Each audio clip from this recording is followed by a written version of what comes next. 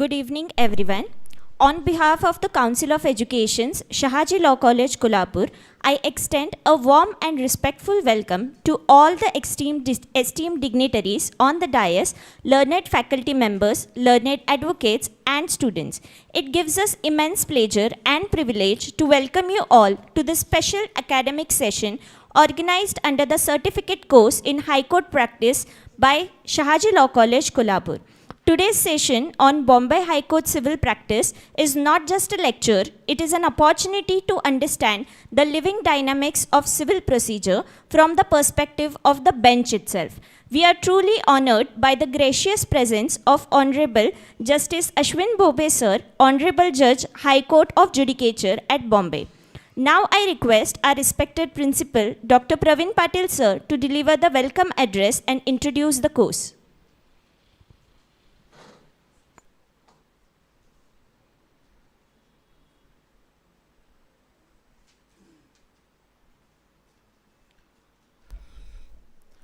Good evening.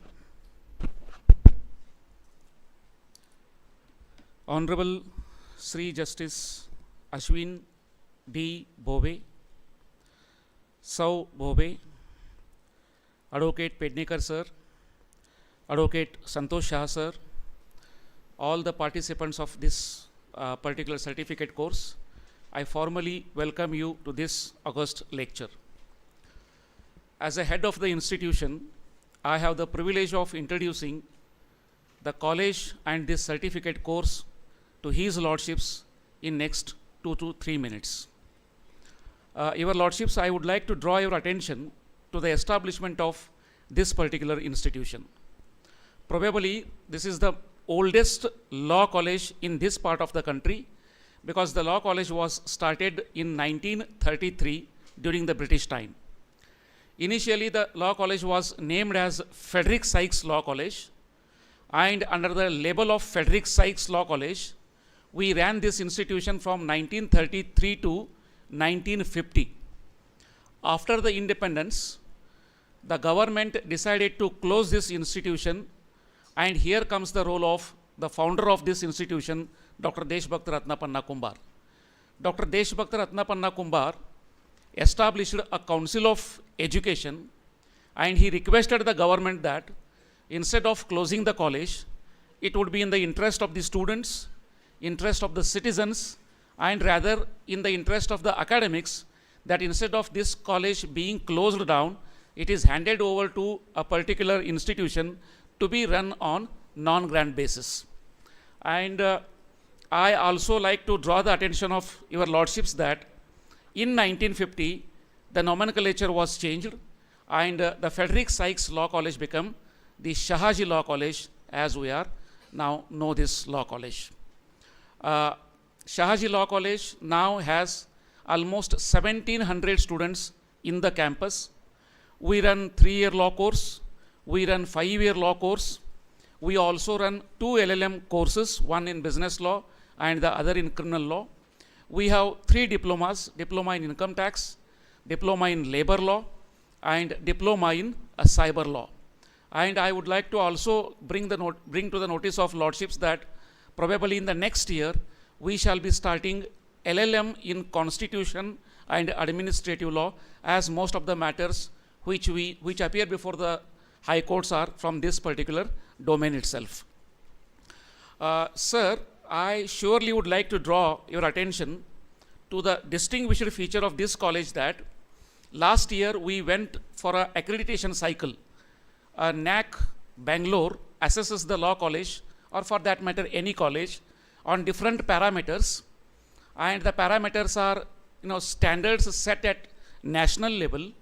For any college to get A grade is most difficult task. And I have a proud privilege of mentioning to your lordships that Shahaji Law College received A+ with 3.41 CGPA, which is highest in India. Our students are really dynamic, sir. When Justice Bhushan Gawai, the then Chief Justice of India, inaugurated the High Court here, our students felt that as a token of respect, as a token of love, we shall share something with him. And from that particular inspiration, the very next day after the inauguration of this High Court, Shahaji Law College conducted a blood donation camp in which more than 300 students from Shahaji Law College donated the blood as a mark of respect and as a mark of gratitude to Justice Bhushan Gavai Sahib. And for the inaugural of this blood donation camp, we had Justice M.S. Karnik sir. And when he was talking to us about the court practices, the difficulties in the establishment of the High Court, he mentioned to our management that, in fact, Santosh Shah is catalyst in this establishment of certificate course. He said, "Sir, see if you can if you can start a certificate course where some modules are taught to the young lawyers, including the mannerism." And we picked that idea from him, which was developed into a full-fledged 12-module course under the leadership of Advocate Santosh Shah sir, and today we are here. I am happy to share that almost 140 students have enrolled for this particular certificate course. This course will be run for 3 months. Almost 16 classes are over, and we are expecting some 20 more classes, probably more than 20 classes in coming days. At the end of this certification course, we will conduct a small self-testing test that is not a passing criteria or failure criteria, just to make sure that whatever lectures are conducted in this hall, they deeply go into the minds of the students. And after that particular test, all the participants, I don't call you as students, I call you as participants because almost all of you are lawyers. All the participants would get the certificate, and I can surely say with a sense of confidence that after completion of this particular course, majority of you will be able to at least stand up before the lordships in small matters. Practice is practice. It comes by practice. So after this particular certificate course, it would surely help you in practice before the High Court. I thank the organizers for giving me an opportunity to introduce my college and about this course to this particular audience. Way forward, Lordship is going to speak. And there is a proverb in saying, when the knowledge speaks, the wisdom listens. And therefore, for the next few minutes, the knowledge will speak, the wisdom will listen. Please concentrate on his words. If possible, take the notes of them. Thank you. Thank you, sir. It is now my honor to invite Advocate Neelam Gandhi ma'am to introduce our esteemed chief guest for today.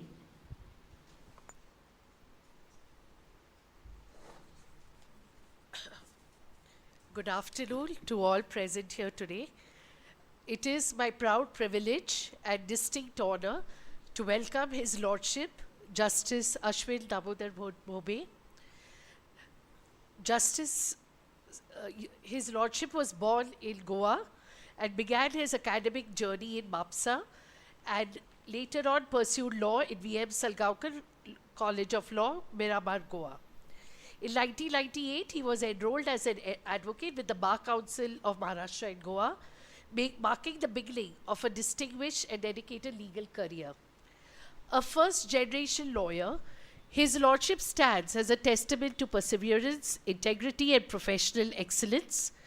Over nearly 26 years at the bar, he cultivated a wide range of practice in constitutional and corporate jurisprudence, civil and criminal litigation, municipal and environmental laws, family laws in Goa, and proceedings under the Cooperative Society Act, among other allied branches. He regularly appeared before the High Court of Bombay, Bench at Goa, the District and Sessions Court, civil courts in the state of Goa, Goa State Election Commission, Administrative Tribunal, and also appeared before the Honorable Supreme Court, the Income Tax Appellate Tribunal, the Customs, the Excise and Service Tax Appellate Tribunal, the National Green Tribunal. He represented various municipal corporations, statutory authorities, financial institutions and banks, and also appeared as a special counsel for the Directorate of Health Services, Goa, and the Goa Police Department. In recognition of his integrity and commitment to justice, he was elevated as an additional judge of the Bombay High Court on 24th October 2024, an achievement that stands as a testament to his dedication to the rule of law and the justice delivery system. Today, as we gather to introduce and honor his lordship, we celebrate not only his remarkable professional journey, but also the values of hard work, humility, and excellence that he embodies. His career serves as an inspiration to young members of the bar and to all who aspire to serve the cause of justice. On behalf of everyone present here, I extend a warm and heartfelt welcome to His Lordship. We are deeply honored by your gracious presence and look forward to your guidance and words of wisdom. Thank you. Thank you, ma'am, for your thoughtful introduction, which highlighted the distinguished journey and remarkable contributions of His Lordship. Moving towards felicitation, now I request Advocate Vaibhav Pednekar sir, Member Council of Education, to kindly felicitate Honorable Lordship Justice Ashwin Bhobe sir.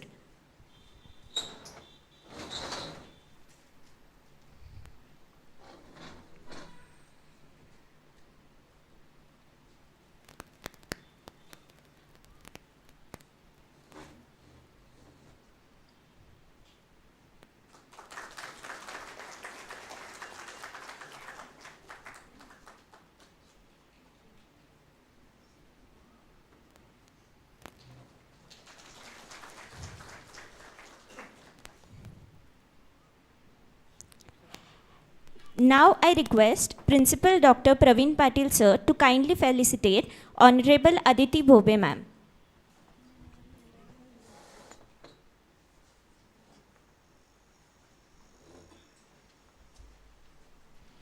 I kindly request Dr. Rasam ma'am to felicitate Honorable Aditi Bhobe ma'am.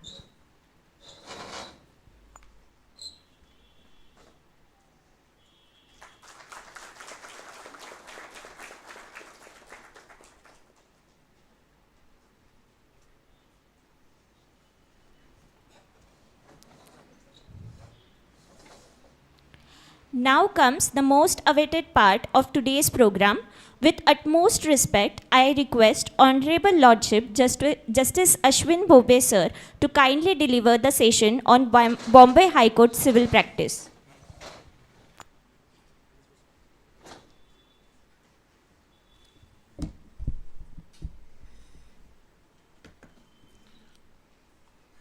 A very good evening to all. With the blessings of Mahalakshmi I, Mahalakshmi here, I am honored to stand in front of all you distinguished members and students or participants. Dr. Praveen Patil, Principal of Shahaji Law College, Advocate Dr. Santosh Shah, Senior Advocate practicing in Kolhapur, Advocate Vaibhav Pednekar, Senior Advocate, Member of the Council of Education, Professor Dr. Rasam Ma'am, Coordinator, Dr. Sheikh Sir, Professor, Advocate Neelam Gandhi, Coordinator of this course, my friend Mr. Swapnil Chille, all the other advocates, senior advocates, excuse me because I don't know names of all, but all the learned senior advocates, advocates, colleagues of the advocates, the participants, the staff members, the organizers, my High Court staff people who have assisted me to be here. Thank you for having me over here. Today what is being told to me or what is the assignment given to me, as I say, is civil practice in the Bombay High Court. I have got a host of things prepared, but after the interaction what I had with the members and the persons who invited me over here,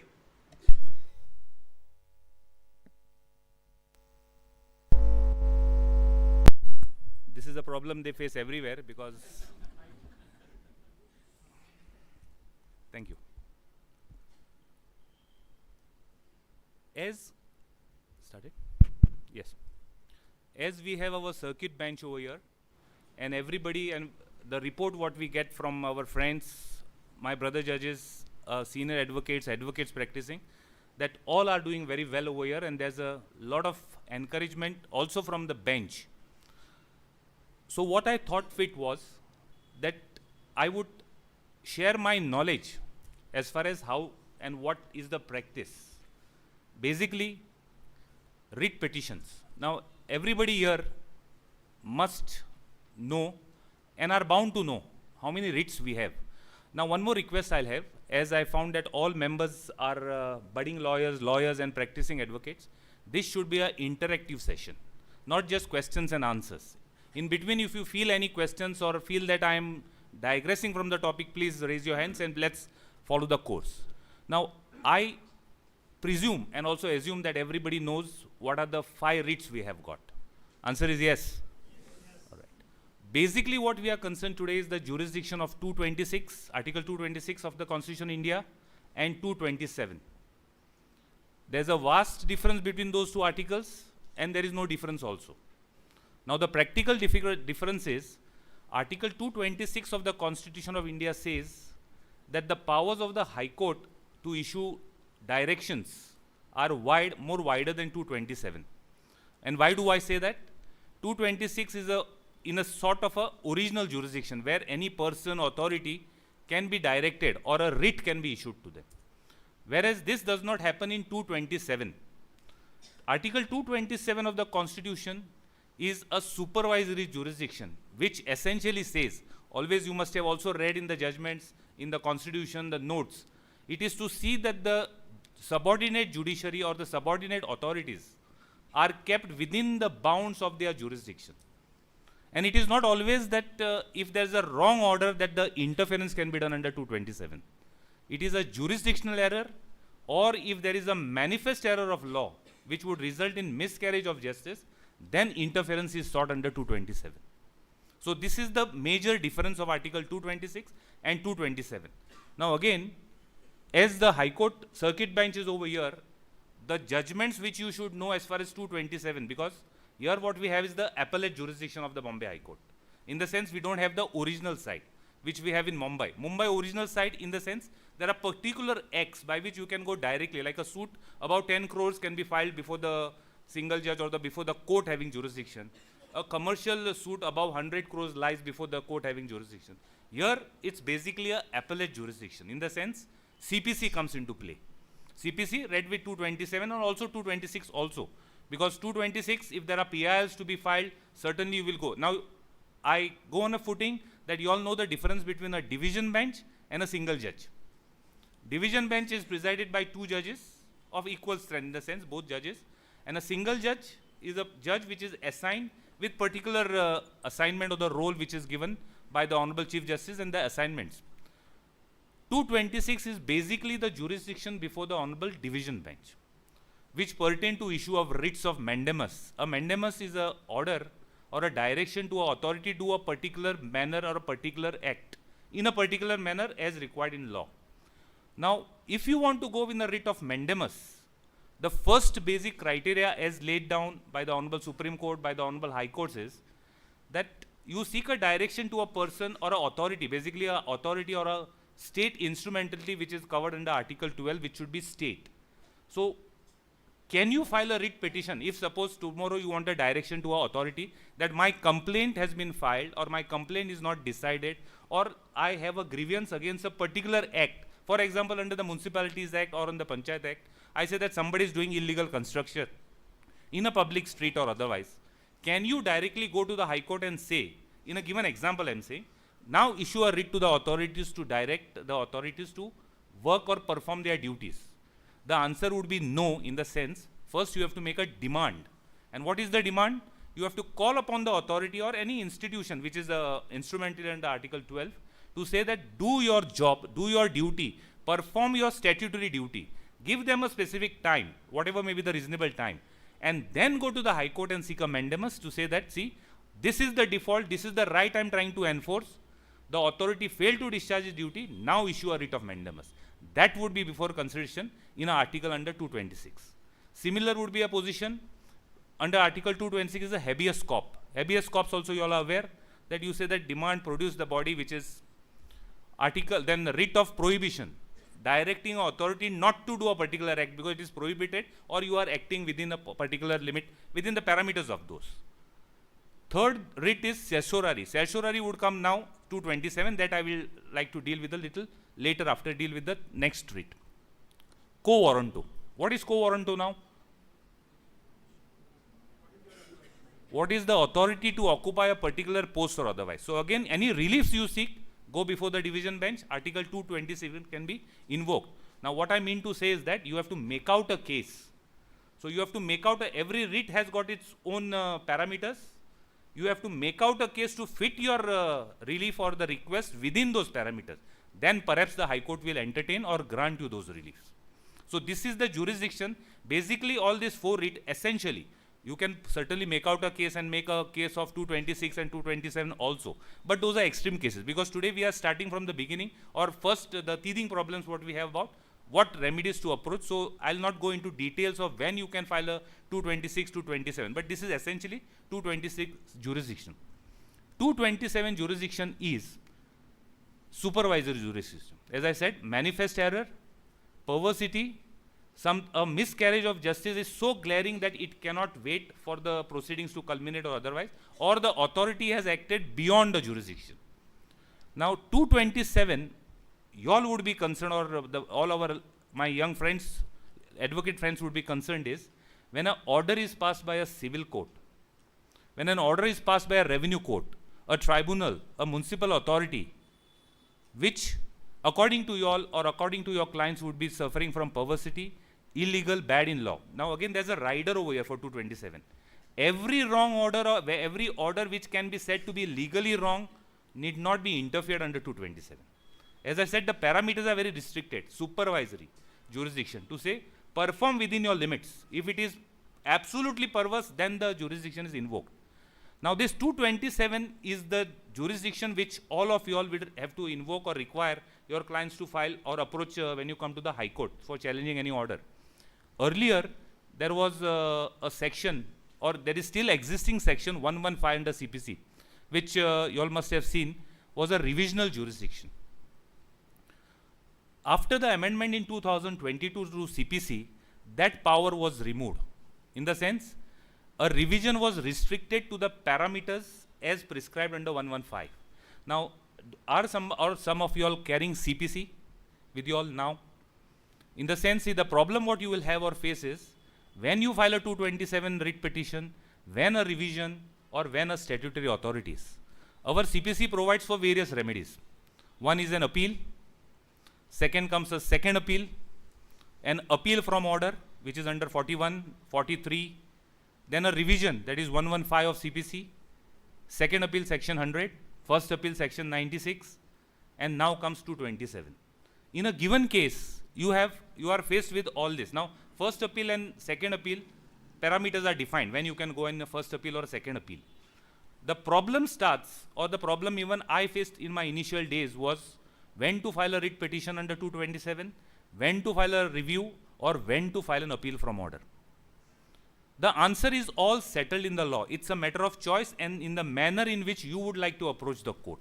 In the sense, or ultimately the court will decide whether it's to be entertained, maintained or not. But the parameters are set. In the sense, now let's take an example.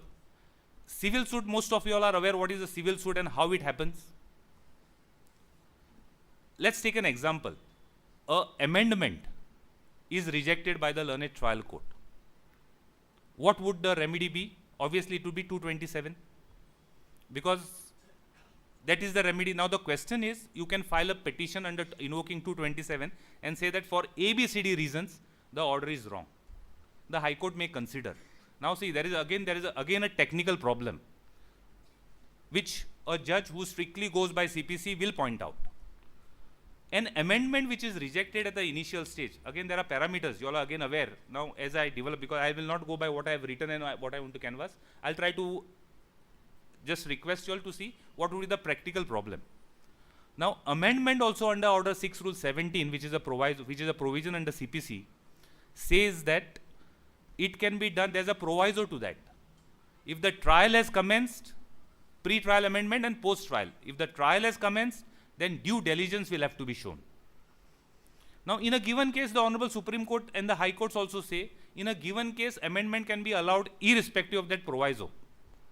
But let's see a situation where you come and say that it's an amendment which is required. You go to the Honorable High Court and say that this is amendment. A question falls from the court. This amendment is not such an amendment which will cause manifest error to you. You can wait till the conclusion of the trial. What would you all do then? Because ultimately 227 is a discretionary relief. Even a wrong order, the court can say that, okay, it's a wrong order, but I will still not interfere. Because CPC also says, under section 104, any and every order, interlocutory order, if it is wrong, can be challenged at the stage of challenging the decree if it goes against you. So in that sense, you all will have to make out a case to show the order is so bad, the amendment is required, because if it is not granted today, it would lead to multiplicity of proceedings. So to avoid and make out a case of that nature, please grant me relief or indulgence in that sense. So 227 comes at that pace. Now, in a given case, you may say, I will file a writ petition under 226 and 227. Now, the difference I have told you all, difference of 226 is a wider power which normally over here also now would be before the division bench. It will not be before the single judge. And jurisdiction under for all this purpose to see is 227. So please be careful when you all invoke or when you all try to draft a petition to invoke a particular provision which would suit your case. Now again, the law is settled. Just the nomenclature does not depend or decide your case. But it's always is better to be on a safer side than to err or whatever. Now, this was an example of a interlocutory order for a plaint where you can invoke the 227 jurisdiction. Now, there's a provision over there. Everybody must also, again, please excuse me, I'm presuming that everybody should be aware. But if you all are not, please have a look at the provision. But excuse me by saying that you all must be aware. That's my mistake, but I'll continue with that. There's a provision which says what is a decree is defined under section 2D of CPC. Order 7 Rule 11, which most of you all also in a civil suit, the best first thing is that a suit is filed, file an application on Order 7 Rule 11, take a chance, I would say, take a chance. If the plaint is rejected, fair enough, it comes to an end. Now the problem for the person who does not succeed or succeeds in this application is writ large. Example, if an application is rejected, that Order 7 Rule 11 where you say please reject the plaint is dismissed by the court, what would be the remedy? Is a big question mark even now.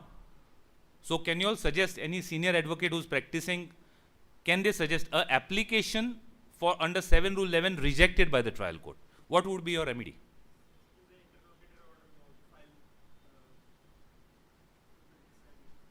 You say 227. Any senior advocate who can just lend his thought?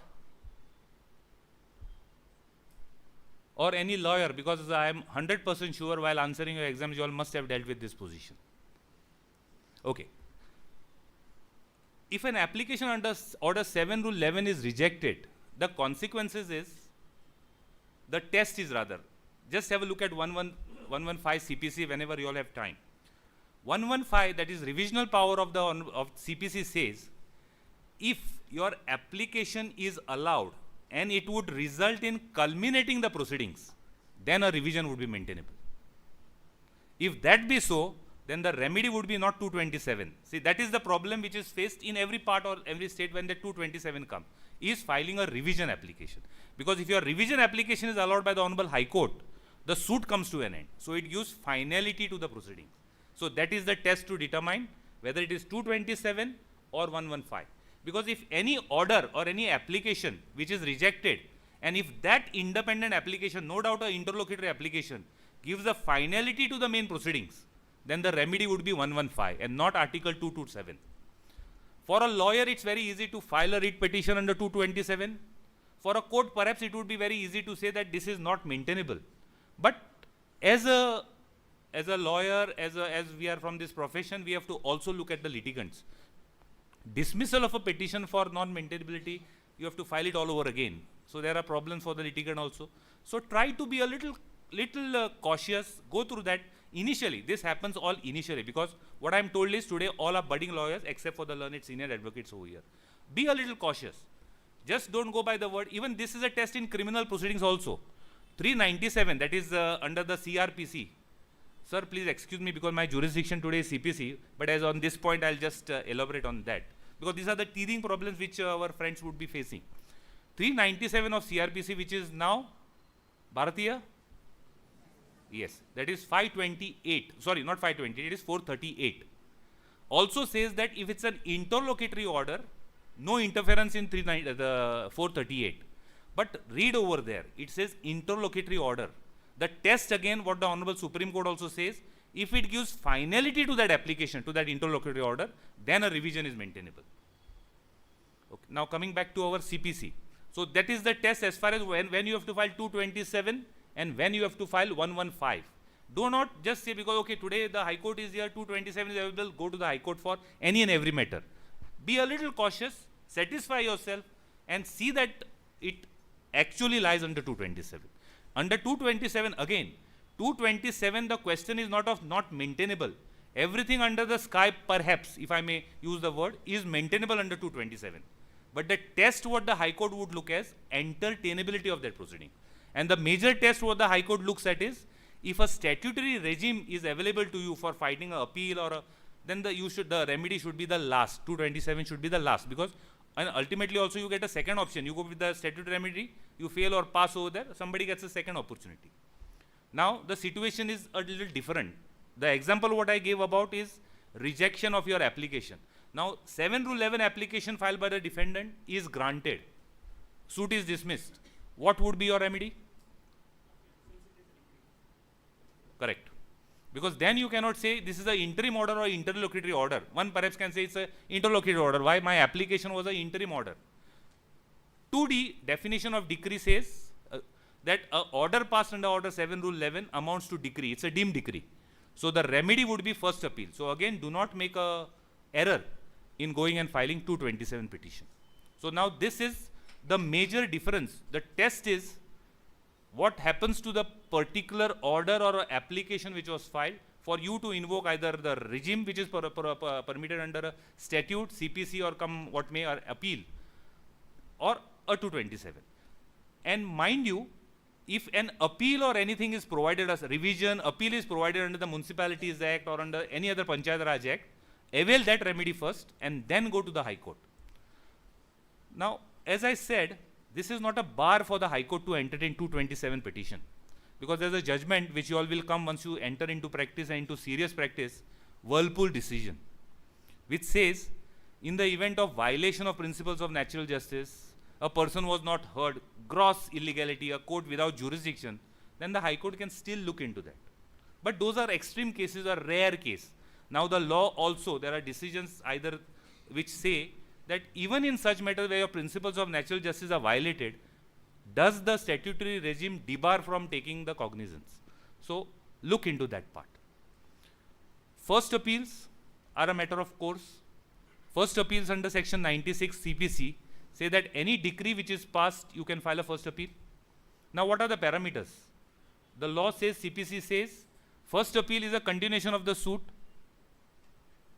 When you file an appeal before the Honorable High Court or before any Honorable District Court, what would your memo require? Grounds of appeal? And what else? Would an appeal require a verification clause? Because see, sometimes you may face a very technical situation before the High Court. Let's address the issue before the High Court because as far as the learned District Court, Civil Court, you all must be practicing very much. You all must be knowing much more than me also. So in the High Court, now if you file an appeal, perhaps somebody may say, or office, the registry may say when you go to file a High Court appeal before the High Court, where is your verification? Where is that affidavit that is missing in the first appeal? What would you do? You say, okay, the objection raised, I will file an verification, an affidavit, or you would like to satisfy the management. See, this is not required, but if you still require, then I will do it. What would you say? You will agree with the registry and say, okay, verification affidavit required, I will prepare one. No, perhaps an objection may be raised by the registry. See, the question is, appeal is a memo of appeal under 41 or 43 of CPC. verification is required for pleadings. Pleadings are defined under order 6 rule, correct? So for that you require the verification. In memo what you say is that a particular order is bad for this reason, or you say a impugned order is unjust, illegal, arbitrary, perverse and bad for whatever reasons.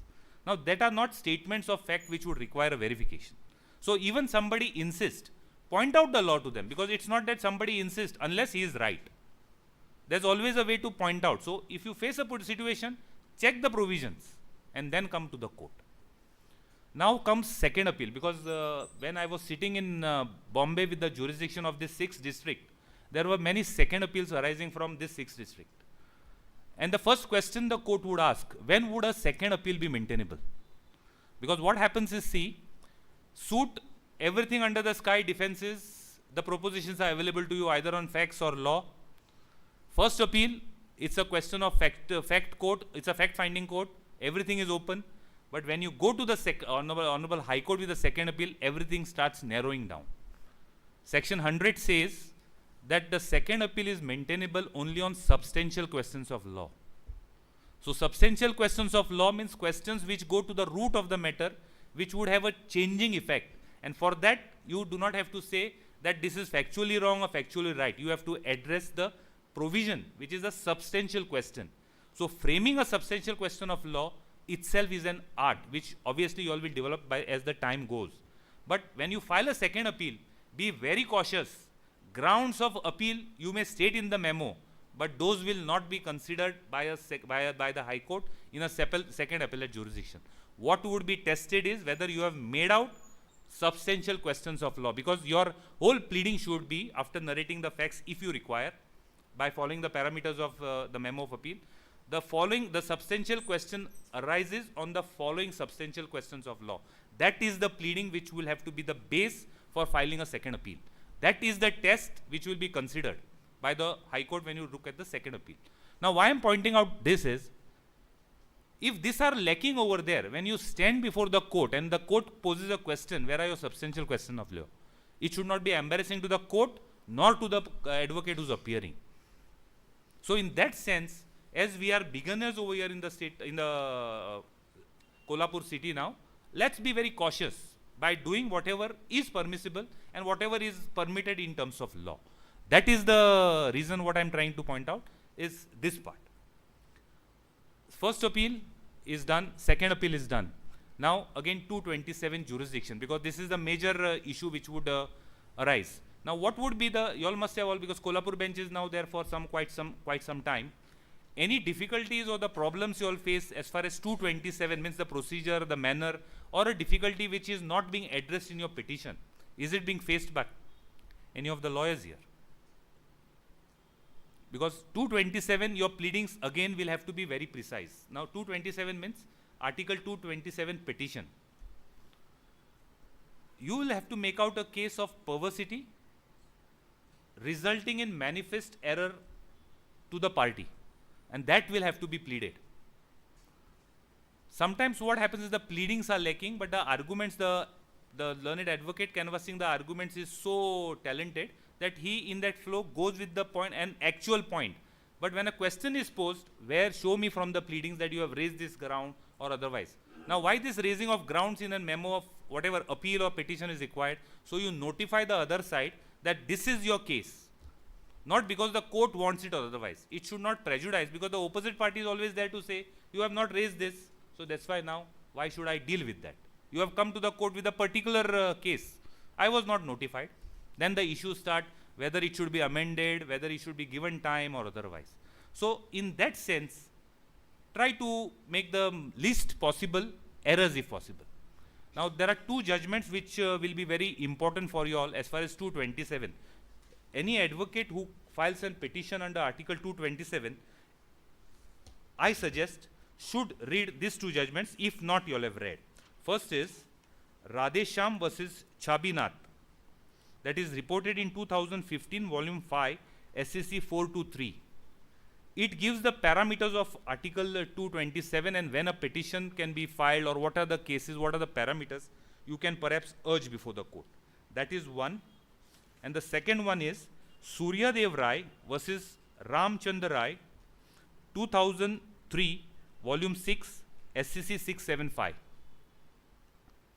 Now these are the two judgments which are used day in and day out, either by the petitioner or by the respondent in the petition, to say why the petition should be entertained and why it should not be entertained. When you all read this Surya Dev Rai, it says the parameters of High Court under 227 are very narrow and limited, but it does use a very nice phrase over there. A stitch in time saves 9. What does that mean? If that error is also so negligible, then do interfere under 227. Now do interfere means make out a case for interference. That's why a stitch in time saves 9. These are the two judgments which would be very useful for you all as far as 227 is concerned. Yes, now what is the issue? Because this is now civil practice in the Bombay High Court, what I am told to tell you. As far as the procedure, what again I was discussing from the learned members just prior to meeting you all was that there may be some sort of a issue in the sense to adjust to the procedure as followed by the High Court. Because in the lower courts, the procedure is different in the sense there's a board which is listed with so many matters, and in a normal course, the Honorable District Court or the Honorable Civil Judge normally calls out the matter at the first round at least. I hope that happens over here also. And whichever matters are likely to go on or whichever persons want date are given. And whichever matters are likely to go on are kept back for the second round. Again, subject to how the court, learned court functions as per their needs and requirement. But in the High Court, the procedure is little different. Now again, every judge is the master of their court. So every judge is entitled to determine the parameters, how the functioning would be of his court. But normally in the courts you all will find in the High Court is that the board is listed of about 100 matters, 200, I don't know what is the position over here, maybe 300 also. But all the matters will not be called out on that particular date. It will be called out number wise, whichever matter is required to be taken up, will be taken up, heard, or if the judge feels that yes, now I will have to keep this matter back, I don't detain the other, it will be kept back. But the normal procedure is call out, here, dispose of, or whatever happens that way. So you all will notice now, any person who wants his matter to be taken out of turn, or wants an adjournment, or wants a out of list hearing, he will be standing before the court at 10:30 is the time over here, and be mentioning before the court. Now this procedure is not something new or otherwise. It is only a request which is made by the learned advocates to say, please give me preference or please give me an adjournment. That by sitting in the court, by noticing the senior friends of yours doing, will be immediately inculcated by you all. Another procedure which may be a novel procedure as far as for some days in the city of Kolhapur would be the filing of precipi. Now by this time, most of you all will be aware what is a precipi. Yes. Irrespective of who appear or who don't appear in court. What is a precipi? Because this precipi also is found mentioned in somewhere or in the law books.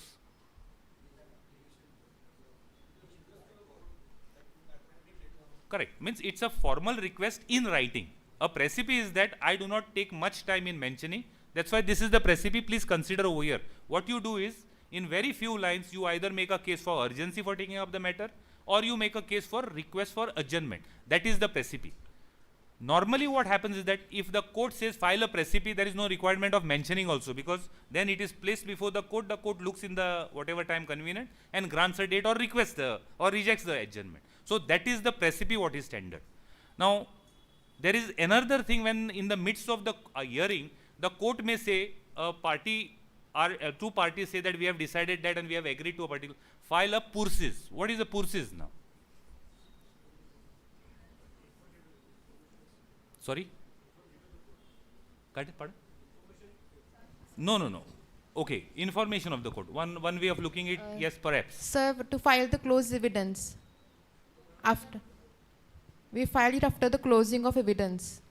No. So you mean to say something to communicate to the court, Yes, correct? yes. Why yes. only the closing of the evidence? Suppose tomorrow in between of the litigation you decide that the parties are settled on a particular term. It's a you can say it's a, if I may use the word, glorified version of a memo. Purses means that this is what we have agreed, please take it on record. Now, why that is taken is, it's either for the protection of the lawyers, or the court has something on record that tomorrow the parties do not reside. So, pursues is something put in on place, signed by the parties, that this is what has happened between us, please take it on. It's a memo. Yes, So sir. that is what the courts may, in the High Court, you all may be called upon to say, please file a pursuit of what you all have agreed, what you all have decided. That is the other way of. So this is basically the procedure. Okay. Now the procedure for High Court, you all, the teething problem what you will file with is at the time of filing. Because we in the High Court, the registry is very strict about objections. And now, these objections are governed by our appellate side rules. Please have one book with you all, at least at the initial stages. Because there are timelines given. Now it's a matter of fact, whether it is to be followed strictly or at times not to be looked in so strictly is also a matter. But always be prepared that it will be looked strictly. Once you file a petition, there's a particular time given. Now it is 7 days or 14 days. There are some amendments, so I will not commit what is the time limit. It's mentioned in the appellate side rules. You file. If you have urgency, you have to go before the court and say there is urgency, please don't look at the objection at this stage. I'll give an undertaking to cure that. But if in a normal course of petition filed, a particular time limit for curing the, removing of the objection by the registry, a particular time limit given to you to cure the objection. Now, if you don't cure the objection within a particular time given, then it would be placed before the registrar, judicial, who sits with, is almost a judicial officer in the sense, he is holding a district charge, but as a registrar over there. He will consider, if your request for time is not genuine, he can reject your. So your petition can be dismissed at the threshold without even it being placed before the High Court. So the registrar gives you an opportunity after that particular time. He obviously will give you some more time also, but there may be a limit when it comes to the registrar will say, now enough is enough, I am dismissing it. So that situation is the worst situation for the party and the litigant, because without testing the merits, it has been dismissed. And why? What can be the objection? Your paper is not legible. You have not done it in a particular format. You have not signed it particularly. For dismissal of a petition on this ground is nothing bad, is the worst possible for a lawyer and also for the litigant. So that is what you will have to take care of that situation. Now, given a situation for inadvertently or because of a bona fide mistake, the registrar has dismissed it or has passed an order of dismissal because the objections are not cured or non-complying with some order, then what is your remedy? 227? Generally speaking, I am not asking you strictly to point out any provision. In a given case like this, when your matter is not tested, now see, we have also seen what was 7 Rule 11. So what would your remedy be now if the registrar has dismissed it without even going into the merits? What do you feel? Mandamus? The authority is the registrar.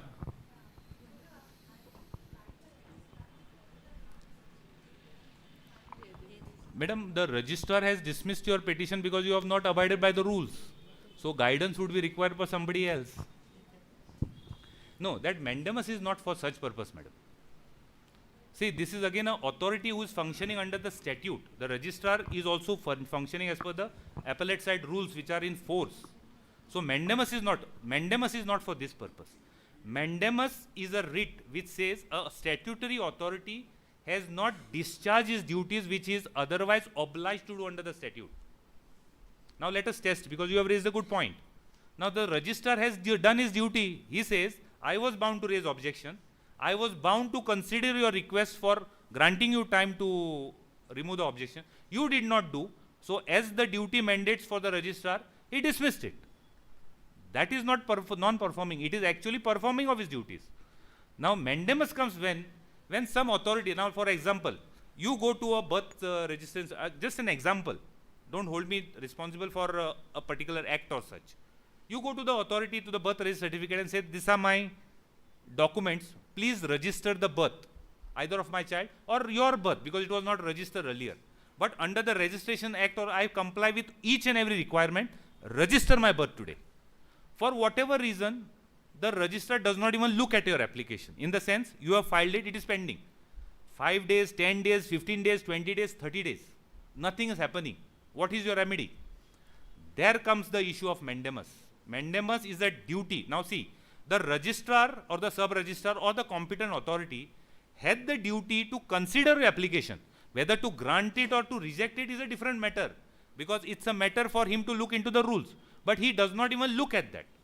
At that point of time, you can go to the registrar, give him a notice or some request letter, say that, sir, this was the duty, you had to consider my application, which you have failed to.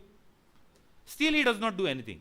That gives you a right. Now see, the question is, you had a right to register your birth certificate or to be tested whether it can be registered or not. He did not do it. Your right is defeated. The sub-registrar had an obligation to decide your application within a particular time. He did not do it. He failed to discharge his duties. You have given him a notice that this was the requirement, you don't do it. Now go to the High Court and take a writ of mandamus, or request the High Court for a writ of mandamus. That is mandamus, not for any and every duty. Alright? So now coming to our point, the registrar has performed his duty. Perhaps somebody may say 227 is so wide, we will invoke 227 and go before the same High Court and say, see, this is an order which is wrong because I wanted time for genuine reason. The learned registrar said no. That is not the remedy. 227 is not available to you.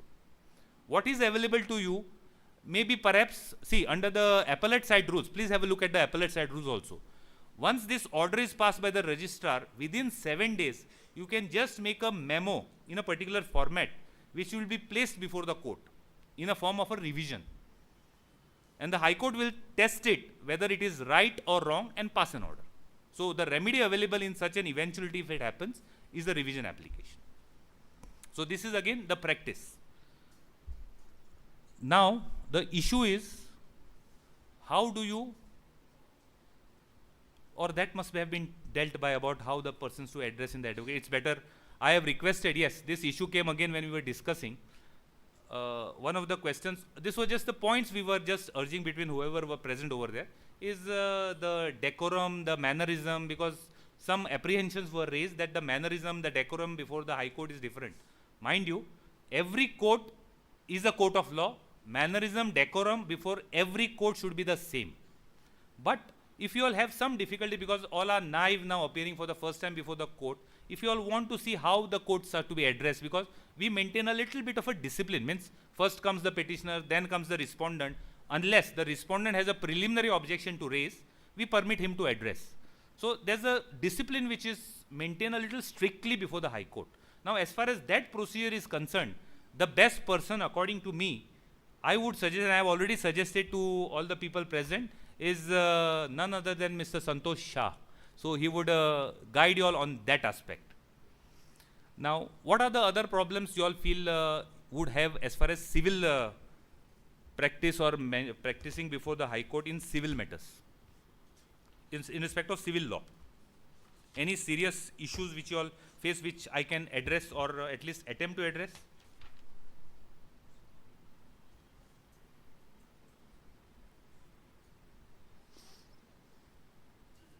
Now the procedure for appeals also is identical. Memo of appeal. When you file a first appeal before the High Court, I am going by the module what is my assignment. As far as procedure for appeals is the same. The basic thing when you file a appeal memo, which you obviously file as required under CPC each court, is the memo of appeal and a certified copy of that.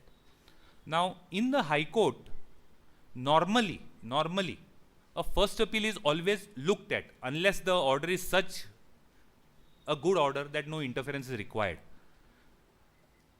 Why I said that with the memo of appeal you have to just file a certified copy? There's a procedure contemplated even under CPC when it comes to first appeals, that records and proceedings are called. But the High Court has the power, or even for the matter District Court also, who is governed by CPC, it can be dismissed at the threshold if that under order 41. So just be careful, have your plain written statement and the basic things what you are relying in the grounds ready with you. So if a question comes that the High Court says that no, please address and make out a case, we find that the order is good, need not be interfered, you should be ready to point out, because you are the person who have read your brief in thorough and you all know each and every point. High Court while reading it perhaps might have skipped that point. So please have your paper book completely containing whatever you are relying upon, is that plain written statement, and the documents which you rely. Sometimes one document can change the whole case, which the learned trial court might not have considered, and that is your strongest point. Keep it ready with you. So that would solve the problem.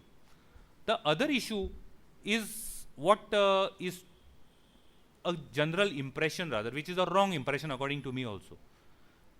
The barrier, what you all feel, even last time when we had sessions, when our Honorable, the then Justice Sonak Bombay High Court, now is the Honorable Chief Justice of Jharkhand, had also addressed a lecture on writ petitions and all those issues, was that there's an impression created, wrongly though, that because you all are well versed in Marathi and not so well versed in English, there may be some problem. Mind you, that is not a problem. For the judges, and speaking for the High Court judges, speaking for myself, and even the brother judges who are here, even if there is a little bit of a issue of fluency in English, mind you, it is not a problem. We will not look you in a different manner because your fluency or you have not chosen the right word at that moment. We will always see what is your matter, and we will try to see that there is an encouragement for all the lawyers who try to feel or they feel that they are not fluent. As far as we are concerned, and strictly speaking for myself, why only Kolhapur? In Mumbai also there are some advocates, junior advocates who feel, they feel, not we. The advocates themselves feel that we are not fluent. But there is no reaction at all from our side. And speaking for myself, I will say, now in Mumbai, when matters are placed before us, in the state from which I come, our each and every document should be in English when it is tendered to the court. Each and every document in English, whether it is Konkani, we had our Portuguese document, but it has to be translated, otherwise the matter would not be listed also on board. But in Mumbai, in Mumbai what happens is that major documents are in Marathi. There's a requirement that you have to give translation, but it is given by because everybody is should know Marathi and we are bound to know. But I have some difficulty because I am not fluent in Marathi.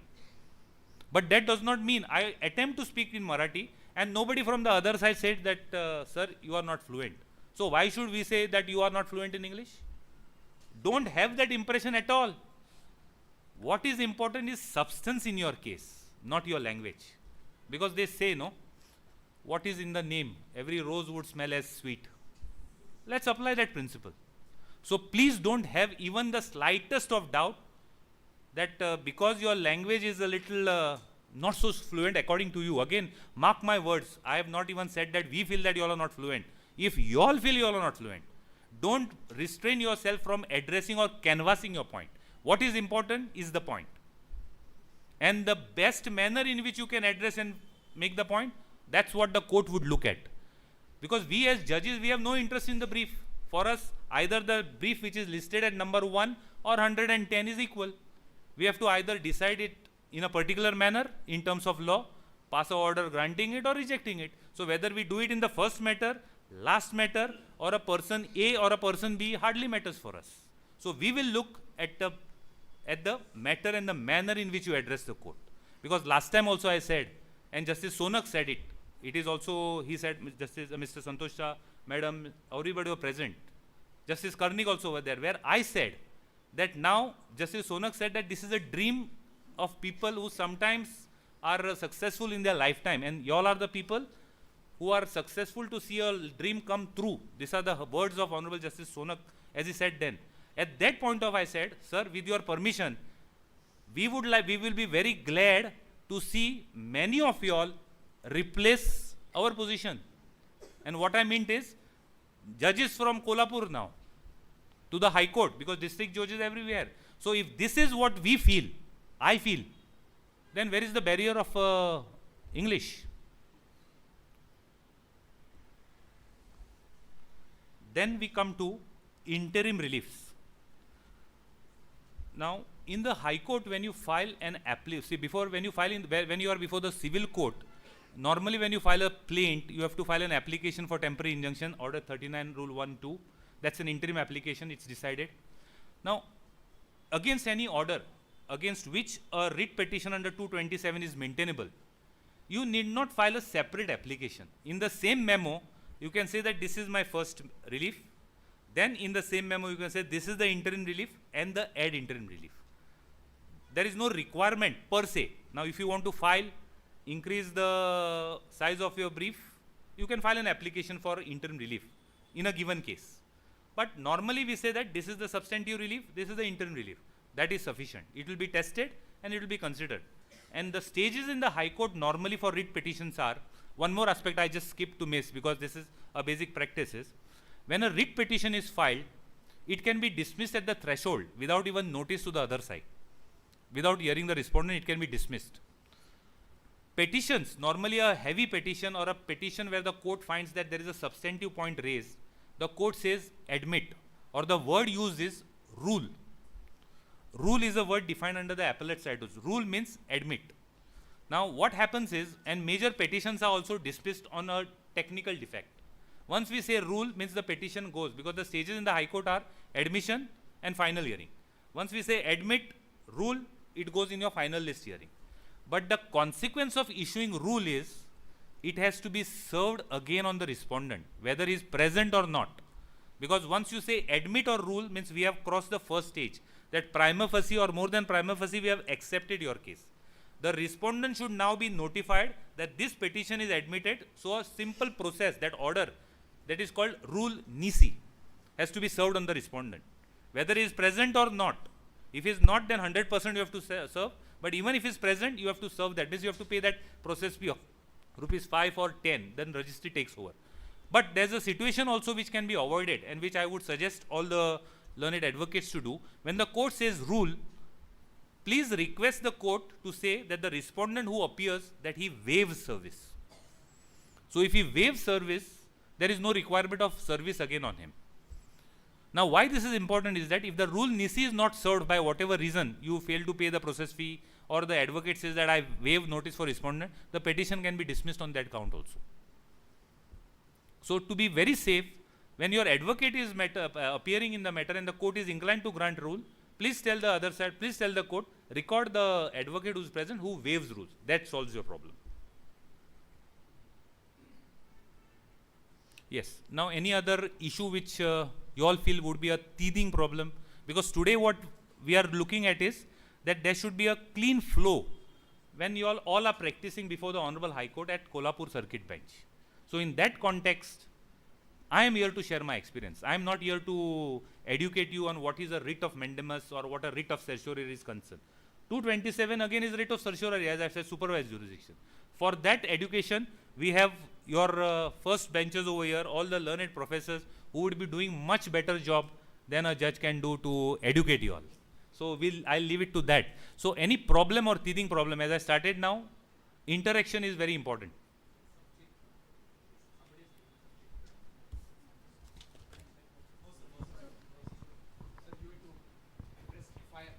Yes.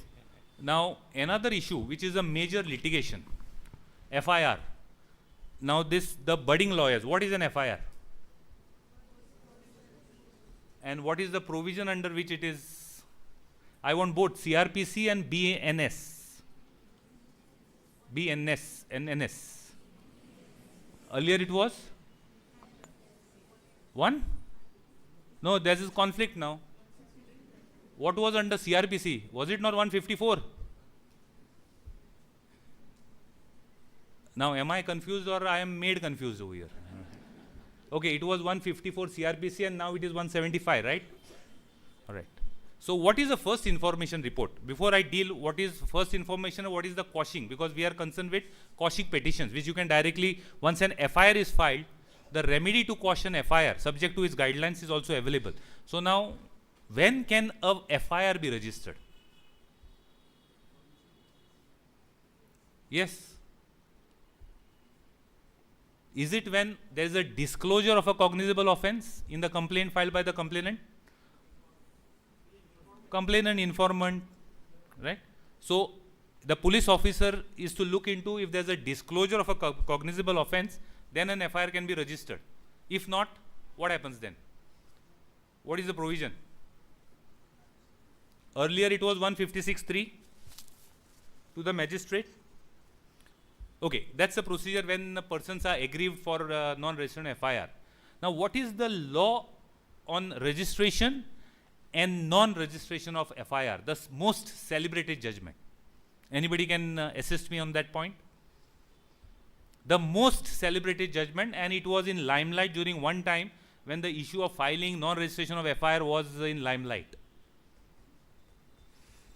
This judgment you should have on your tip of the tongue, because most of you all will be filing petitions to quash the FIRs. Lalita Kumari, 2014, if at page 1 it starts with. It's a very elaborate judgment of the Constitutional Bench which says that when an FIR can be registered and when it cannot be. So the basic parameters are, if there is a disclosure of a commission of a cognizable offence, then an FIR can be registered. Now the test is, what happens is, many clients or the petitioners or whoever would be approaching you all to say, sir, madam, there is an FIR registered against me, what is my remedy? Obviously you all will be at the first point, subject to your satisfaction, say that let's go to the High Court and seek for a quashing of that FIR. Now quashing of the FIR, again there was a grey area, whether it could be under 226, under 227, under 482, whether an FIR simpliciter could be challenged, or whether after investigation the charge sheet should be challenged, or the order taking cognizance by the competent court had to be challenged. And the issue arose was 226, 227, 482, which is now 528. But that has been given or almost settled by the Honorable Supreme Court in Pradnya Kulkarni's case, which says that now it is basically you can challenge all these orders under 528 of BNSS. So the parameters now is, any and every FIR can be challenged, no doubt. But the test is whether the FIR should be quashed at the inception stage, because every party feels that a FIR is wrongly registered. And normally what is the trend when you challenge the FIR is, in the petition, sir, this is a false statement. When whenever the court wants to know what is your case for quashing of the FIR, the answer is, sir, this statement made over there is a false statement. There is a checkered history to that. This is a counterblast because of my complaint. He cannot file this. We have some litigations pending. That is why this FIR. Now see, the parameters of FIR are for quashing FIR are laid down in various judgments by the Honorable Supreme Court and by the Honorable High Court. What are the parameters is, the test is, if the FIR discloses the commission of a cognizable offence, it's end of it. We cannot then say why it is wrong or why it is bad, because at the stage of quashing of FIR, the test is not to check the veracity of the statement, to find out whether that statement is right, false or otherwise. Even perhaps in a given case, the famous judgment which guides the High Courts or the Honorable Supreme Court, which the Honorable Supreme Court has passed guiding the High Courts, is Bhajan Lal's case versus State of UP. Para 102, clauses 1 to 7 gives exactly the parameters when an FIR can be quashed.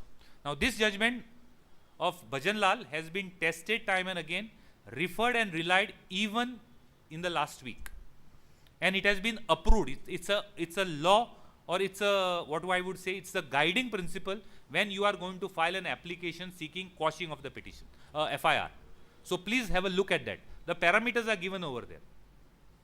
Once the party tries to say that this is no false or otherwise, now there is one provision over there, clause 7 under 102, para 102 of Bhajan Lal's case, which says that if the case or the complaint indicates that it is to wreak vengeance against the person filed, then yes, your jurisdiction under 528 should be exercised, because such would amount to abuse of process of law.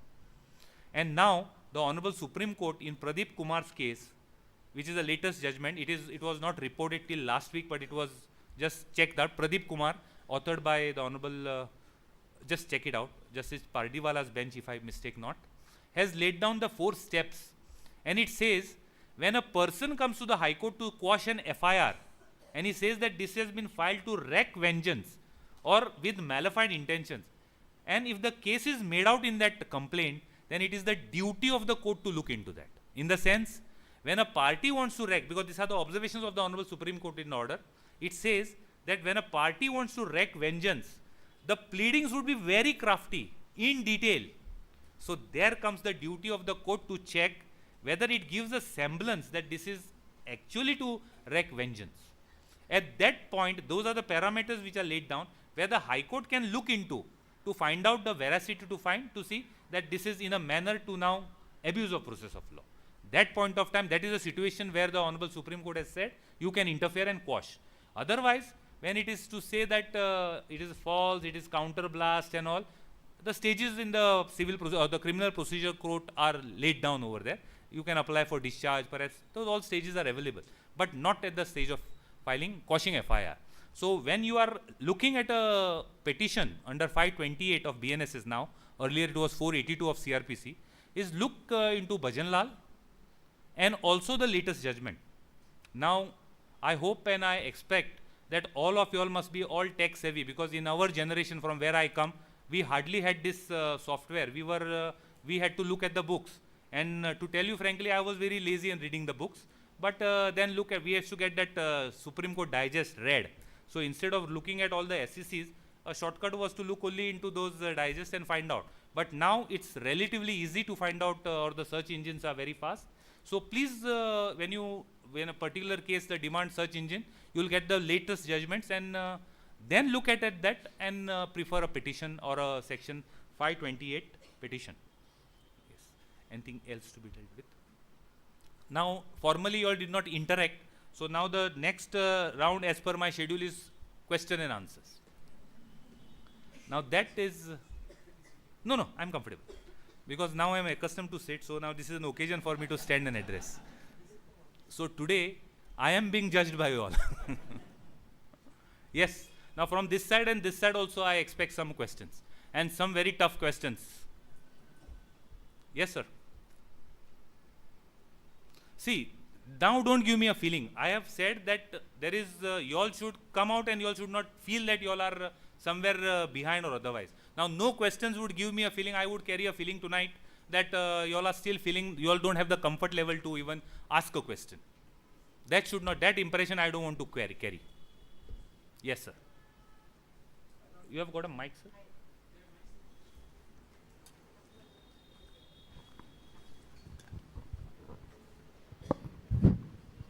Good evening, my lord.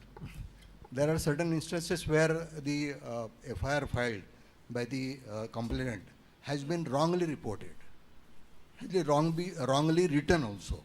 So in that case, subsequently, suppose if the applicant wanted to quash the FIR because it is not correctly written, so whatever is written, that is the basis in FIR. So No. Now the issue is twofold. The proposed accused, I would use the word proposed accused, would always feel what is written in the FIR is wrong, wrongly written. Right. Is this the case? If that is so, then you will have to go the test of Bhajanlal. Now, in a genuine case, if it is wrongly listed, then you can certainly point out to the court. But court will definitely decide what is written. No, the question is you have to cross that threshold. As I said, every proposed accused is bound to feel, bound to say, and yes, perhaps he should say that everything, this is wrongly reported, this is wrongly written. That is not the test.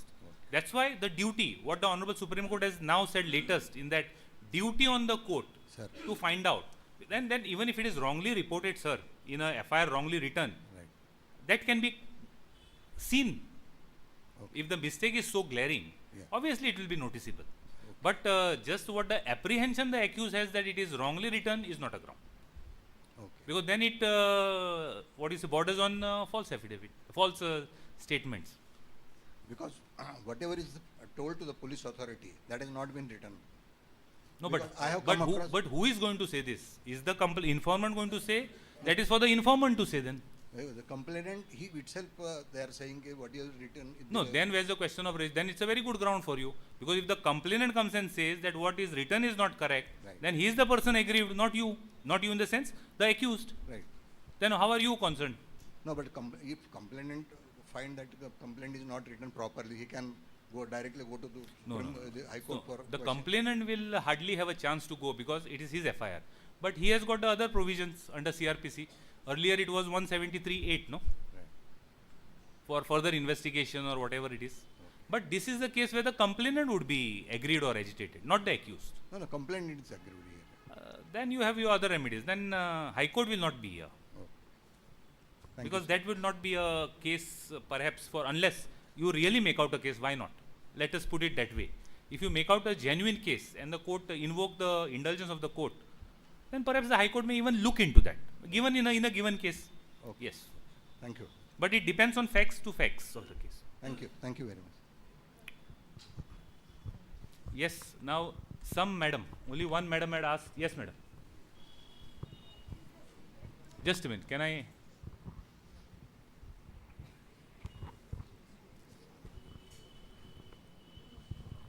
Hello, sir. Yes. Sir, what is the impact of process and examination in chief affidavit in the divorce, in the divorce decrees or any criminal decrees, if there are some process or some sort of examination in chief like affidavit? Madam, this is a little generic question, but I'll attempt to answer it. There is no examination in chief in a criminal trial per se, except in statutes which permit it. Like for example, 138 NI Act. There is a specific provision for permitting examination in lieu of affidavit, or under any statute if permissible. But in a criminal trial, there is no procedure for, because see, the test is, the whole emphasis lay on witness coming in the box and the person who's going to cross-examine.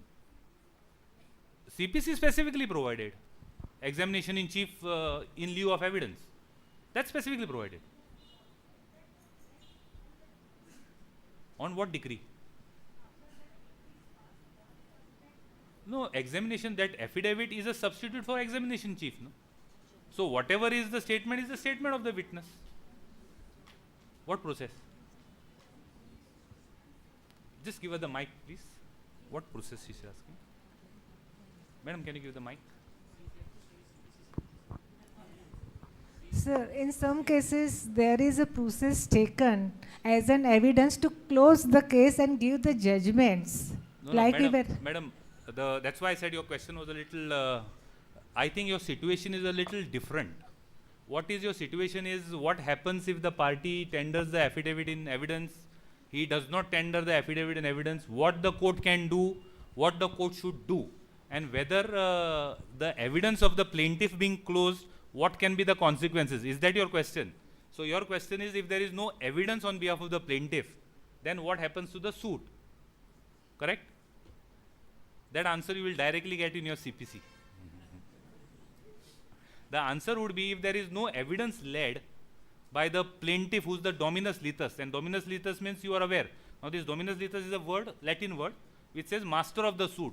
If the master of the suit does not come and plead his case in evidence, it should fail, right?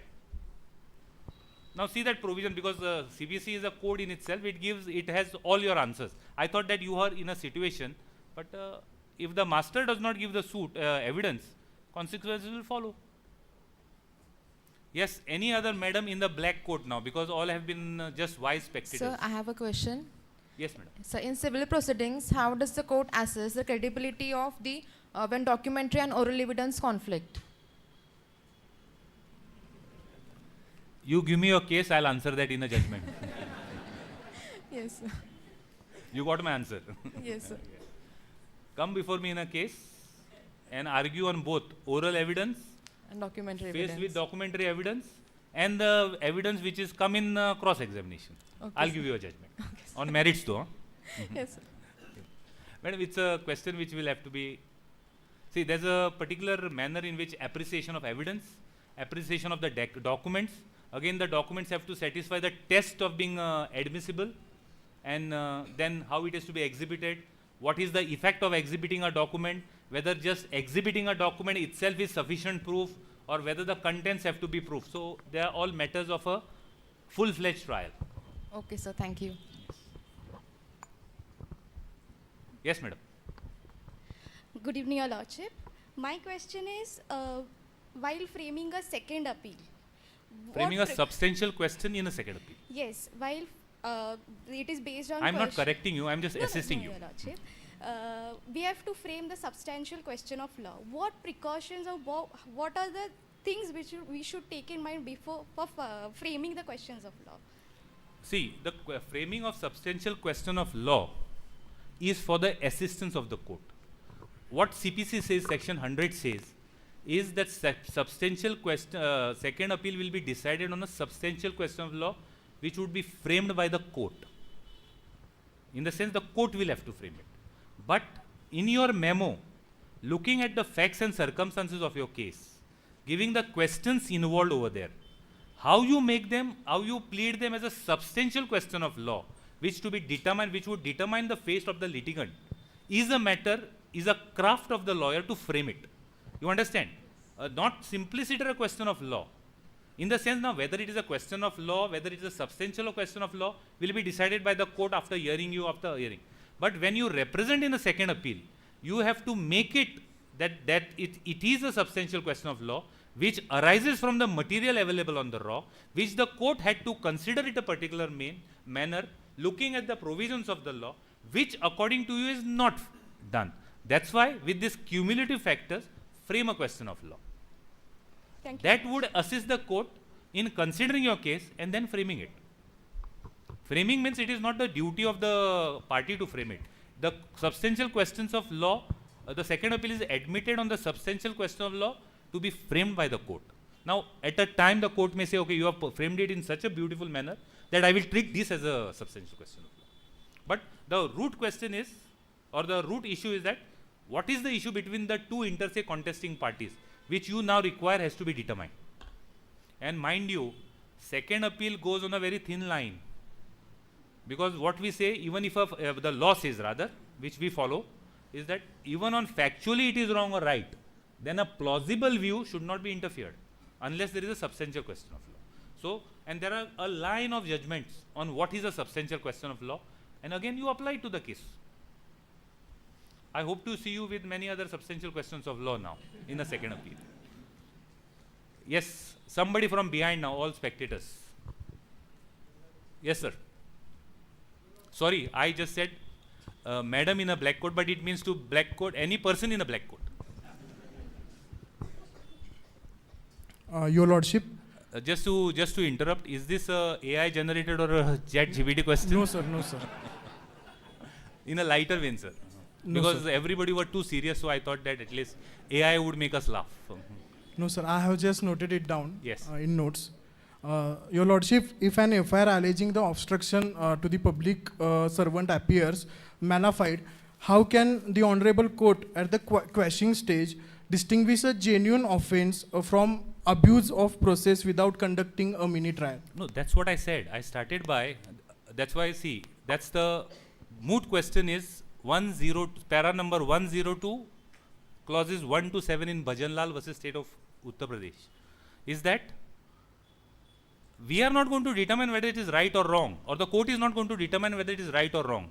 It will only see whether the allegation, if taken at the face value, and the words used are without any addition, without any subtraction, as they stand, if it makes out the ingredients of the offense, then the FIR is sustainable. If no, then the answer is quashing. So what we are going to test is not the veracity, whether it is a public servant, the allegations are right or wrong.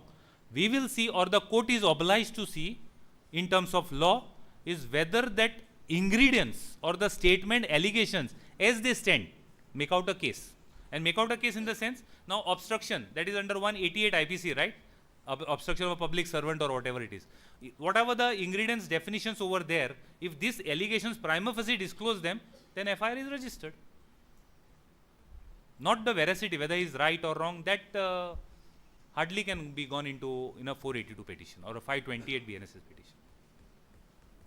Yes, madams, one madam, then it gives me confidence that Kolhapur city has got the confidence. Okay, somebody from this side here. Yes.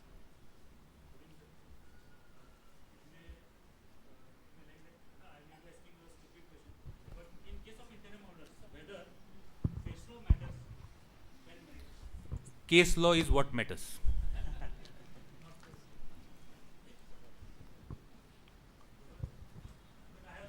Only case law matters.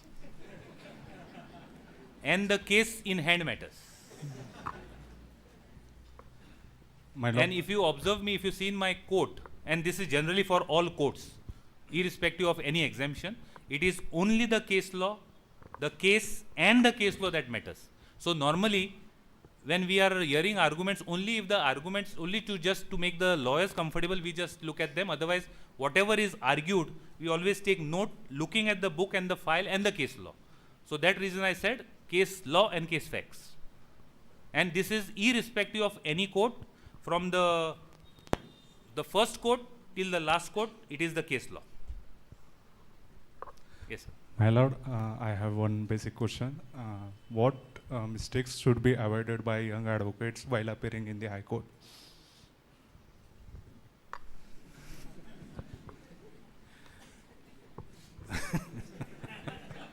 I was wondering whether this is a mistake. In the sense, asking this question was a mistake. See, the majesty of the court is what matters. Now, what is majesty of the court is the respect for the chair, not the person who's sitting over there. The person gets the respect because he's on the chair. What is permanent is the chair. And that is why majesty of the court. Why you go to the court? The lawyer goes to the court to plead justice for his client. Why the client goes to the court or the petitioner respondent goes? To seek justice. So when you are seeking justice from a particular court or particular authority, you are surrendering to the authority. That is the respect you have to give. I will not elaborate it means what respect you give to others, but means in the sense your parents or otherwise. The respect what you give, the reason why you go to a particular court is the respect you have for the court. So avoid making any situation which would tender or which would come in those what is open courts mistake. Be respectful. That's all. We don't expect you to show flattery to us. Speaking for myself, the more you flatter a judge, you create a wrong impression. You respect the court because the respect is dual process. What happens with flattery? It's a very 5 minutes or a 5 seconds praise for a particular person. I'm speaking strictly for myself. So if you say that, no lordship, this is right, no sir, this is right, instead of that, you would argue your case, you would come and you start your case, plead your case, address it in the manner and sit. That is the respect I would give you. Because the respect what you have given me. So respect is reciprocal, right? That's all. Don't misbehave. Don't be rude. See, ultimately there is one more situation. Again, said by my all learned senior colleagues, senior brothers. You should come and you should address. Sometimes what happens that anxiety in a lawyer to say that I know everything may at a time, in a given point of time, create a situation which may be unpleasant. See, perhaps you may be factually correct, you may be factually knowing more than everybody. But why only a court? If you try to show your friend that you know much more than him, what is the situation happens? That may happen. Your knowledge is with you, right? But if you want to share it in a different manner which does not create a antagonizing situation. So ultimately, it's the respect, it's the decorum, and it's the manner in which you put forth your case. Now, if you are walking from here to there, if you walk a nice, take one step, but if you go dancing, what would be the impression? That would be a mistake. So, in local or common parlance, what I said. Now, in the court, if you try to do this, then the court is always armed with some weapon over there. 1971 Act. What is 1971 Act? Court of Contempt Act, right? Normally, we don't use it. In a grave case, if somebody, otherwise we are also human beings, so mistakes should be avoided.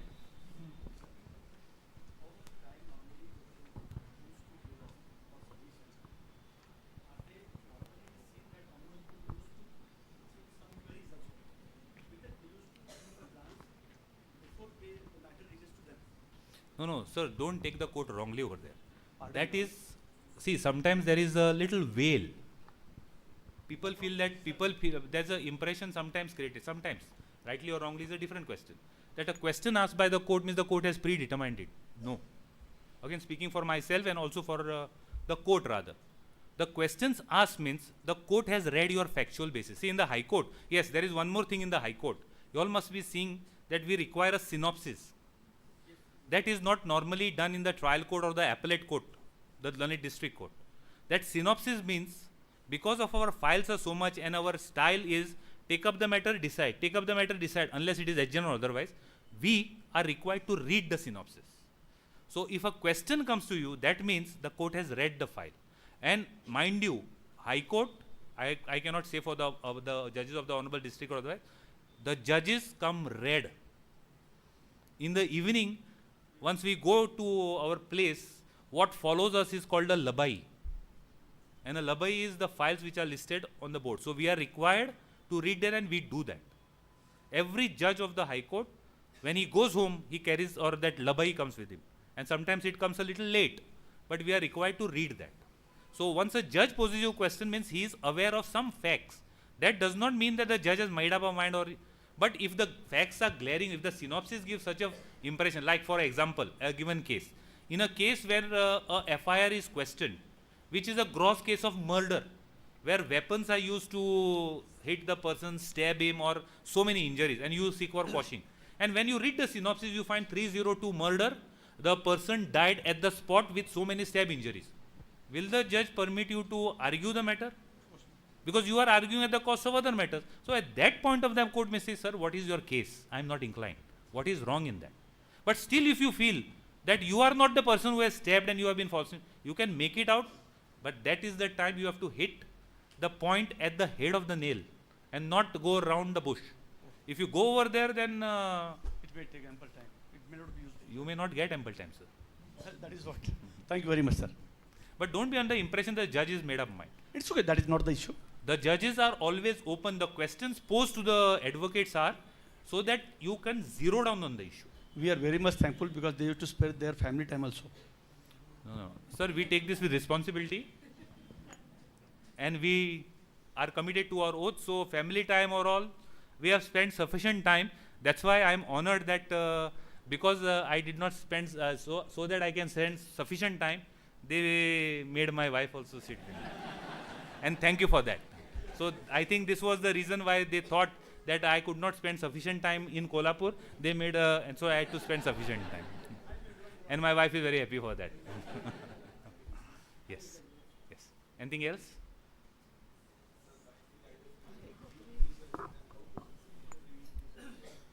Sir, review petition, that is order 47 rule, 1 of CPC, correct? You see the parameters. What are the parameters? Error apparent on the face of the record.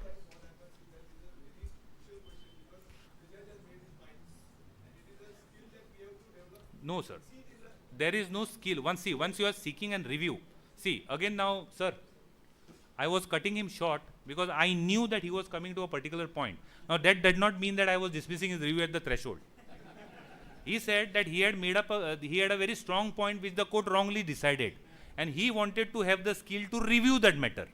Now, that's why I was trying to cut him short to say, review is error apparent on the face of the record. And the judgment say, may the order be wrong or right. I will not review it unless it is error apparent on the face of the record. And what is error apparent?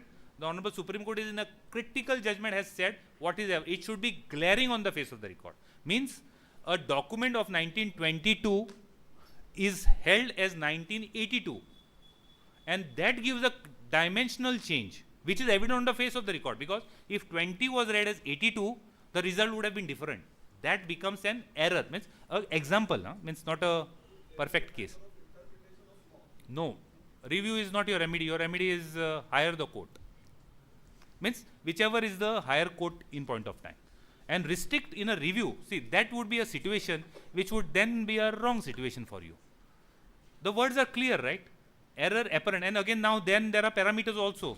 If the document was not available, now those parameters if you comply, order 47 rule 1 has got that ABCD, where evidence was not, means all those sense. If you make out that case, but strictly, merits of the case hardly matter, sir. Or don't matter at all. That's the law on the subject. Yes? Thank you very much. And it was really a pleasure.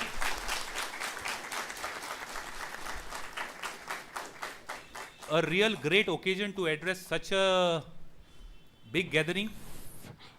Very studious, because why I say studious, all over very serious. So I was at point wondering whether I am doing something wrong. So studious and attentive participants, it gave me an opportunity to do something which I have willingly, and with an opportunity given with the Almighty and Ma Lakshmi over here on 24th October 24. Prior to that, I was only on this side of the bench addressing. So this was an occasion which all of them gave me to open my mouth and just argue whatever I could best try to do. Whether the decision would be now in my favor or against me is I leave it at you, and certainly I will not review it. Certainly I will not even make a request to border on the ground of mistake. Okay, so thank you. And to end, what I'll say is that in a particular part of the world, because ultimately we are all told that you should do only hard work, and hard work is only the way. But in a particular part, I just read it or I came across, so I'll just share it. To hard work, there is no substitute. This everybody, and even my elder, each and everybody, even your students will say, to hard work, there is no substitute. But to put it in a nice way, which I read, again, this is not what I have coined, is in one part of the world they say, normally we say, why are you wasting your time? In that part of the world, they don't say this. They say, chase the butterflies. If you chase the butterflies will fly. But what you do is, you create a garden. Situation will be the butterflies will come.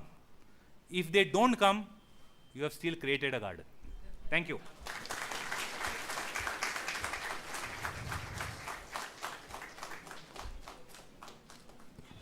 Thank you, Lordship, for this enlightening and enriching session. It was a valuable learning experience for all of us. We are deeply grateful for your time and guidance too. Now, to formally conclude today's program, I request Professor Dr. M.C. Sheikh Sir to deliver the vote of thanks.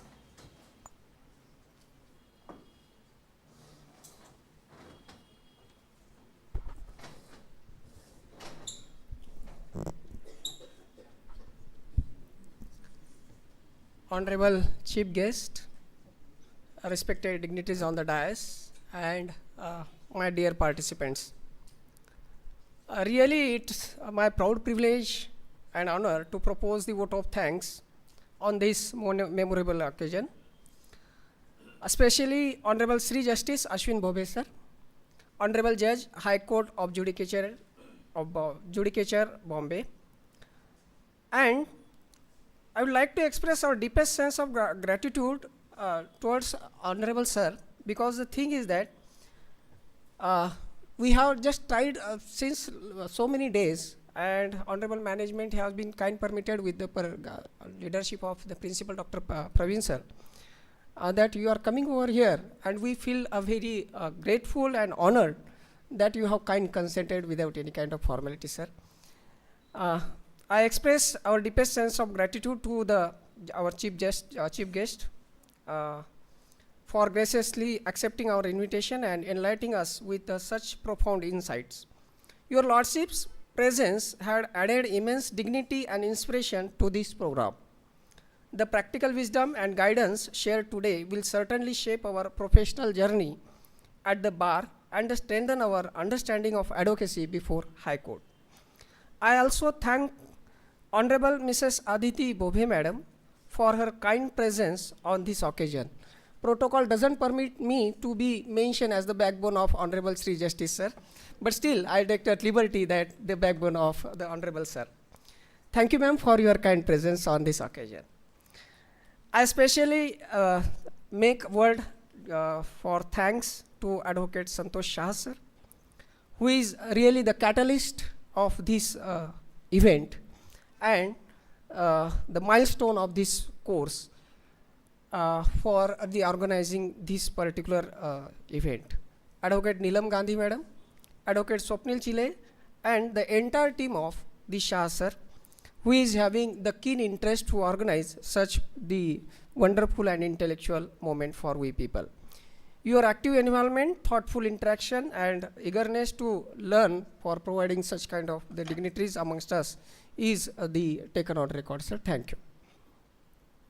I also thank our management, the Honorable Advocate Pednekarji Sahib. Honorable the Pednekarji Sahib has been also kind consented to remain present the entire the lecture for this event. I also express my profound gratitude to the Honorable Principals, the young dynamic leader of Shahaji Law College, whose constant encouragement motivates amongst us. I acknowledge Dr. Asam Madam, the senior faculty, today's coordinator, Patki Sir, and my entire teaching staff and the technical team, especially Advocate Niranjan, Advocate Ashutosh Jambilkar, Mr. Srinath Mahajan, for their seamless assistance and thought throughout the event. A word of thanks to all participants, registered participants, and our beloved students. I also make on record the High Court Administrative Protocol staff, who is having the enough for taking the utmost care for organizing this event to satisfy the entire protocol of this event as such. With gratitude in our hearts and inspiration in our minds, I once again thank everyone for making this event a grand success. Thank you all. Thank you, sir. Thank you, sir. With this, we come to the end of today's academic session.